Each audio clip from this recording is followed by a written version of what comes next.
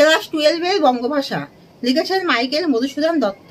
তোমরা সবাই মন দিয়ে শোনো আর লেখো, আর সবাই লাইক এন্ড সাবস্ক্রাইবটা দিয়ে দাও। আমি প্রথমে মাইকেল মধুসূদন দত্তের জীবনী বলছি।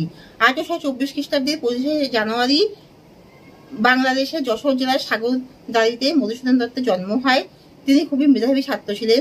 ল্যাটিন, সংস্কৃত, ফার্সি ভাষায় তিনি সুপণ্ডিত ছিলেন এবং কবিতার প্রতি তিনি খুবই মনোযোগী ছিলেন এবং কবিতায় তিনি খুবই একজন বিখ্যাত মানুষে পরিণত হন কবিতা লিখে। কিন্তু 1843 খ্রিস্টাব্দে তিনি খ্রিস্টান ধর্ম গ্রহণ করায় তার পিতা তাকে ত্যায্যপুত্র করেন।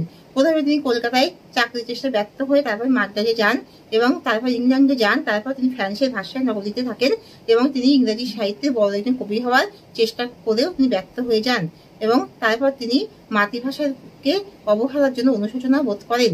1873 খ্রিস্টাব্দে তার মৃত্যু হয়। তিনি মেঘনাদ কাব্য এবং প্রচুর কাব্য লিখে তিনি এক অবদান রেখে গেছেন। বঙ্গভাষার প্রতি মাইকেল মধুসূদন দত্ত যখন ফ্রান্সের ভাষা নগরীতে ছিলেন, ইংরেজি সাহিত্যের বড় একজন কবি হওয়ার জন্য যখন তিনি ব্যর্থ হন, তখন তিনি সেইভাবে যখন নাম করতে পারেননি, তখন তার বঙ্গ ভাষাকে অবহেলার জন্য তার মধ্যে একটা প্রায়শ্চিত্ত বোধ জাগে।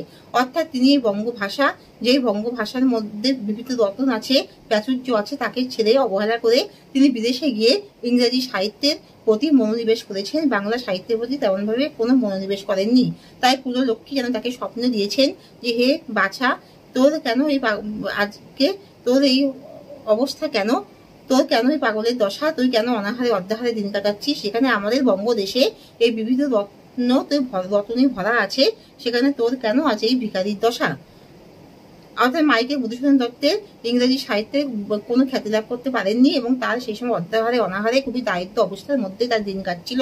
সেই সময় তিনি বুঝতে পারলেন যে বঙ্গভাষার যে বিবিধ রতন আছে, প্রাচুর্য আছে, ঐতিহ্য আছে, তাকে অবহেলা করে তিনি ভুল পদক্ষেপ নিয়েছেন। অর্থাৎ এই বাংলা সাহিত্যকে অবলম্বন করলে তিনি জীবনে অনেক বেশি সুপ্রতিষ্ঠা লাভ করতে পারবেন। অর্থাৎ কুললক্ষ্মী তাকে যেন সেই কথাই বলছেন যে, হে বাছা, তোর আজ এই ভিখারির দশা কেন? আমাদের বঙ্গদেশে যে বিবিধ রতন আছে, প্রাচুর্য আছে, তা থাকতে তুই কেন এই ইংরেজি সাহিত্যের প্রতি আকৃষ্ট হলি এবং তার জন্য এই পরিণতি। অর্থাৎ কবি তার নিজের জীবনের ভুল পদক্ষেপটা বুঝতে পারলেন যে আমাদের বঙ্গদেশে এই বঙ্গ ভাষাই হলো অমূল্য সম্পদ। এই বঙ্গ ভাষাকেই অবলম্বন করে তিনি জীবনে যেভাবে সুপ্রতিষ্ঠা লাভ করতে পারতেন, তার স্বপ্ন পূরণ, তার লক্ষ্যে উপনীত হতে পারতেন, সেইভাবে ইংরেজি সাহিত্যকে অবলম্বন করে তিনি সেইভাবে লক্ষ্যে উপনীত হতে পারেননি। তার জীবনে ব্যর্থতা নেমে এসেছে। এখানে শেষ করছি। তোমরা সবাই লাইক আর সাবস্ক্রাইবটা দিয়ে দাও।